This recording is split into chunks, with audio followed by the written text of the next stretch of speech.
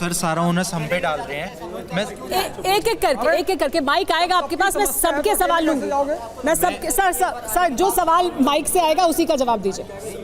He is a aspiring politician. मैं इनसे ही पूछना चाहता हूँ, संजीव सर की डेथ के बाद भी इन्होंने क्लासेस ली हैं बेसमेंट में, हम सबको पता है और हम सब पढ़े भी हैं सर की क्लासेस में। He is a aspiring politician. सारी रिस्पॉन्सिबिलिटी पॉलिटिशियन बनने के बाद आएगी सर के अंदर। एज ए रिस्पॉन्सिबल सिटीजन उन्होंने क्या करा था जब संजीव सर की डेथ हुई थी, और ये अब कह रहे हैं कि हमारे अरे मैंने विरोध किया था।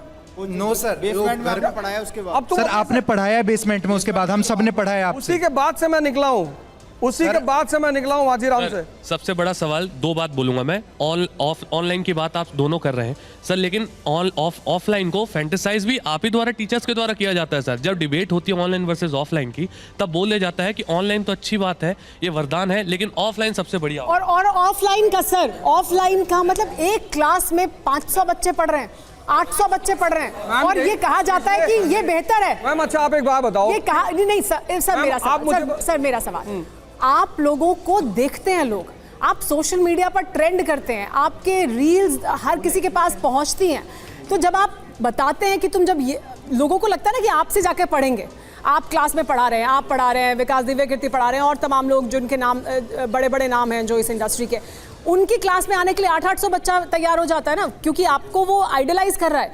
तो वो आप यहाँ पर कह रहे हैं ऑनलाइन ऑफलाइन, मगर ऑफलाइन की तो वो उन्हें फैंटेसी हो रही है क्योंकि आप पोस्टर बॉय हैं उसके। मैम पूरी कोचिंग इंडस्ट्री में शायद मैं ही एक आदमी हूं जो कोचिंग सीट्स की लिमिटाइजेशन की बात कर रहा हूं, किसी दूसरे ने की है? मैं कह रहा हूं मैम, मैं कल पिछले 3 दिन से मैं उनको भी सुनेंगे ना, सर को भी तो सुनेंगे, सर को भी सुनेंगे ना। और जब तक रेगुलेटरी बॉडी नहीं बनेगी मैम, जब तक कोचिंग इंडस्ट्री की रेगुलेटरी बॉडी नहीं बनेगी, ये समस्याएं चलती रहेंगी, क्योंकि इनकी समस्या सुनेगा कौन? जब तक एक रेगुलेटरी बॉडी आप सुनेंगी। आप चलिए, आज एक कांड हो गया, आप उसे शो कर रही हैं, हम यहाँ खड़े हैं, ये प्रोटेस्ट कर रहे हैं, फिर उसके बाद इनकी परेशानियां, जैसे उस लड़के ने अभी कहा कि हम सामूहिक तौर पे नहीं जाएंगे, तो इंडिविजुअल तौर पे तो किसी बॉडी के पास ही जाएंगे ना। तो सबसे बड़ी डिमांड, सबसे बड़ी आवश्यकता इस वक्त की क्या है? एक रेगुलेटरी बॉडी जो कोचिंग इंडस्ट्री को रेगुलेट करे। तो आपके मुताबिक रेगुलेटरी बॉडी हो और वो इन तमाम मुद्दों पर ध्यान दे। कितनी फीस वसूली जाती है, कितनी फीस वसूली जाती है? मैंने शब्द का इस्तेमाल किया था तो ओझा जी ने कहा वसूला मत बोलिए, लेकिन कितनी फीस देते हैं आप? मैम फीस 1.5 लाख से ज़्यादा है। कम से कम 1,85,000 GS की चली जाती है, 15,000 चली जाती है CSET की, 60 से 70 हज़ार आप ऑप्शनल की लगा लीजिए, टेस्ट सीरीज 20,000, अगर मेंटरशिप लेनी हो तो 50,000।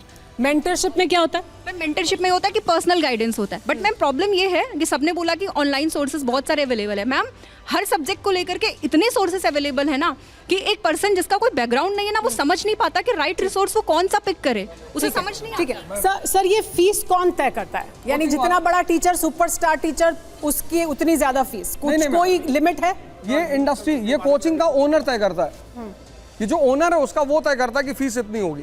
ये नहीं, जैसे सर आप एक क्लास लेते हैं, समझाइए हमारे दर्शकों को भी कि कैसे तय करते हैं आप? जैसे मेरी कोचिंग आवादोजा क्लासेस, तो मैं तय करूंगा कि फीस कितनी होगी, और वो कुछ भी हो सकती है। अब वो कुछ भी हो सकती है। और उस फीस के बदले मिलता क्या है छात्रों को? फीस के बदले क्या सुविधाएं मिलती हैं? जब वो फीस देते हैं, बेसमेंट में क्लास करते हैं, बैठने की जगह नहीं मिलती, 800 बच्चे एक क्लास में ठूस दिए जाते हैं, इस फीस के बदले यही सुविधाएं देती हैं कोचिंग? मैम कोचिंग इनके पढ़ाने की सुविधा देती है। एक करके मैम आप मेरी बात सुनो जी। ये जो बाहर का पूरा खेल चलता है, जैसे अभी LG साहब ने एक नोटिफिकेशन भी जारी की कि हम कोचिंग को यहाँ से शिफ्ट करेंगे। इतना प्रेशर राजेंद्र नगर पे बढ़ गया है, इतना ज़्यादा, आप ये समझ लो एक एक कमरे में एक बेड की जो बेड का जो रेंट है वो 20 से 25 हज़ार रुपये है। मतलब राजेंद्र नगर में रहना।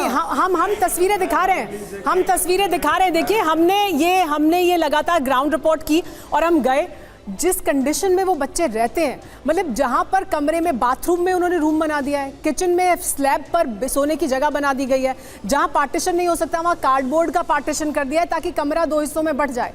इस तरह से बच्चे वहां रह रहे हैं। तो क्यों ये जो तमाम कोचिंग इंस्टीट्यूट्स हैं जो इतने बड़े बड़े नाम हैं, टीचर्स के भी बड़े बड़े नाम है, कोचिंग इंस्टीट्यूट्स के भी बड़े बड़े नाम है, वो क्यों नहीं थोड़ा सा प्रेशर अपने आसपास की सिविल सोसाइटी की भी तो कोई जिम्मेदारी है, आपकी एक सिविक सेंस भी होनी चाहिए, आपकी एक सिटीजन के तौर पर, आपके एक जिम्मेदार इंस्टीट्यूट होने के तौर पर इन सब की जिम्मेदारी तो कुछ तो बनती है उस इलाके के लिए, इन छात्रों के लिए, लेकिन उन्हें कोई परवाह नहीं लगता है।